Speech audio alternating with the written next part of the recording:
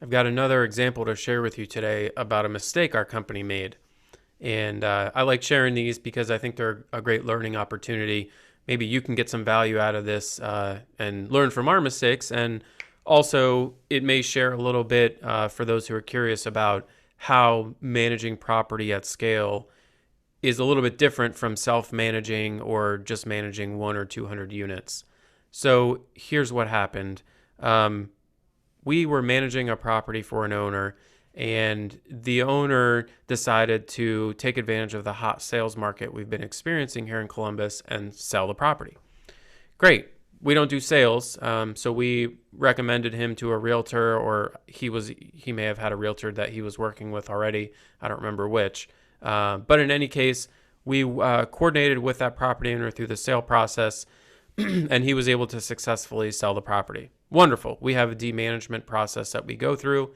We followed that checklist, and part of that process of demanaging is there's a 30-day accounting closeout period from the last day we managed the property.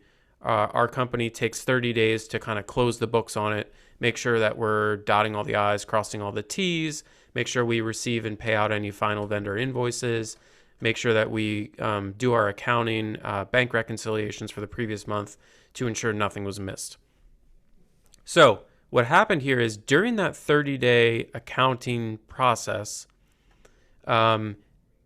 the 15th of that month is the day we post 3-day notices. And through some error, it wasn't noticed.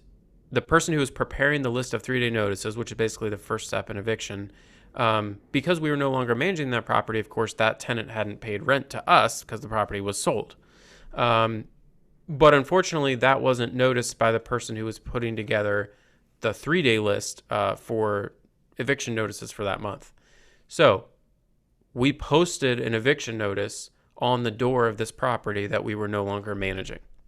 Okay, not great. So very shortly thereafter, we got a very angry voicemail from the resident who lived there saying, "Hey, what the heck is this notice? You scared the daylights out of me and my wife. I thought you guys weren't managing the property. I paid my rent to this other company. What's going on?"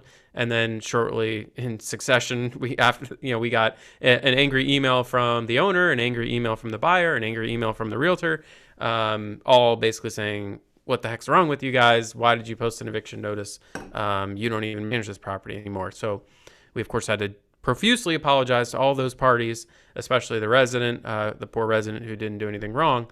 And at that point, we had to do some analysis and try and figure out, okay, how did this happen? Why did this happen?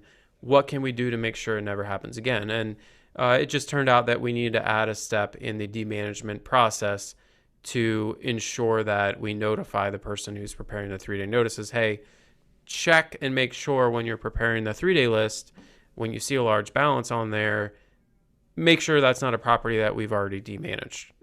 Kind of simple as that. But unfortunately, there's no way in the software that we use to mark a property as no longer managing. It's kind of either active or inactive. There's no like halfway. So we were able to do that, and we haven't had that problem occur since. And that's a good thing because it really was an unfortunate thing that happened, and really, again, kind of made me look foolish. Like, hey, why can't you guys get this sorted? Just another example of something when you're only managing 100 units or 2 units, you would never do that because you have intimate knowledge of all these properties and all these tenants and which ones have sold and which ones are new and everything else. But when you're managing at scale, different types of problems tend to rear their head. So I hope that's helpful for somebody, and wish you well.